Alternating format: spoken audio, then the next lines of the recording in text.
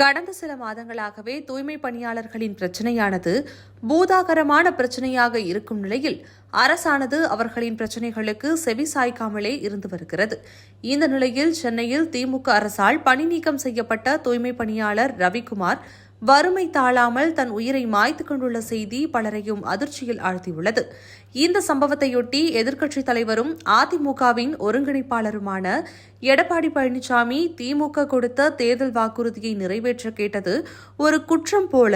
தங்கள் போராட்ட உரிமைகளை நடு இரவு அராஜக கைது மூலம் இழந்து தங்கள் வாழ்வாதாரத்தை முற்றிலும் இழந்து இன்றைக்கு உயிரையே மாய்த்துக் கொள்ளும் அளவிற்கு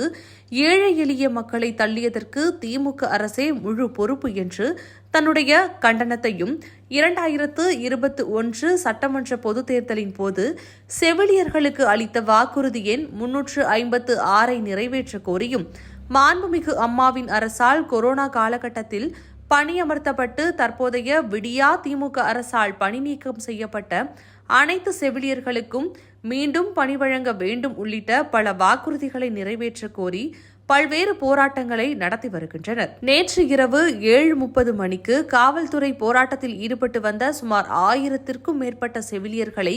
கைது செய்து அவர்களை பேருந்துகள் மூலமாக அழைத்து சென்று கிளாம்பாக்கம் பேருந்து நிலையத்தில் இறக்கிவிட்டனர். இறக்கிவிடப்பட்ட செவிலியர்கள் கிளாம்பாக்கம் பேருந்து நிலையத்திலேயே தங்களது கோரிக்கைகள் நிறைவேறாமல் கலைய மாட்டோம் என கூறி விடியா திமுக அரசுக்கு எதிரான கோஷங்களுடன் போராட்டத்தில் ஈடுபட்டதைத் தொடர்ந்து விடியா திமுக அரசின் காவல்துறை அவர்களை மீண்டும் கைது செய்து அருகிலுள்ள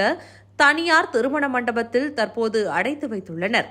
இந்நிலையில் 2021 சட்டமன்ற தேர்தலின் போது அளித்த வாக்குறுதியை நிறைவேற்ற கோரி கடந்த 4.5 ஆண்டுகளாக போராட்டத்தில் ஈடுபட்டு வரும் செவிலியர்களை உடனடியாக விடுவிப்பதுடன் 2021 சட்டமன்ற பொதுத் தேர்தலின் போது திமுக அளித்த வாக்குறுதிகளை நிறைவேற்ற விடியா திமுக ஃபெயிலியர் மாடல் ஸ்டாலின் அரசை வலியுறுத்துவதாகவும் தெரிவித்துள்ளார். தொடர்ந்து தற்போது தமிழ்நாட்டில் எஸ்ஐஆர் கணக்கீட்டு பணிகள் முடிவுற்று வரைவு வாக்காளர் பட்டியல் தேர்தல் ஆணையத்தால் வெளியிடப்பட்டுள்ள நிலையில் 90 லட்சத்திற்கும் மேற்பட்ட வாக்குகள் நீக்கப்பட்டுள்ளதாகவும் அவற்றில் பெரும்பாலான போலி வாக்குகள் நீக்கப்பட்டுள்ளதால் அஇஅதிமுக ஆரம்பம் முதலே எதற்கு இந்த எஸ்ஐஆர் தேவை என்று கூறிய காரணத்தை மெய்ப்பிக்கும் வகையில் உள்ளது. எந்த போலி வாக்குகளை வைத்து மக்களாட்சி விழுமியங்களை வளைத்து ஆட்சியை பிடிக்க திமுக நினைத்ததோ அந்த கனவு மண்ணோடு மண்ணாக போன ஆத்திரத்தில் பதற்றத்தில் பல்வேறு புலம்பல் நாடகங்களை அரங்கேற்ற தயாராகி வருகிறது என்றும் வரைவு வாக்காளர் பட்டியலில் தங்களின் பெயர் விடுவிக்கப்பட்டு இருந்தால் பதட்டப்பட வேண்டாம், புதிய வாக்காளராக தங்களை இணைத்துக் கொள்ள தேர்தல் ஆணையத்தின் படிவம் 6 நிரப்பி தேர்தல் ஆணையம் குறிப்பிட்டுள்ள அடையாள அட்டைகளுள் ஒன்றோடு சமர்ப்பித்தால் தங்களின் பெயர் நிச்சயமாக இணைக்கப்படும் என்றும் எடப்பாடி பழனிசாமி எக்ஸ் தளத்தில் பதிவு ஒன்றை பதிவு செய்துள்ளார்.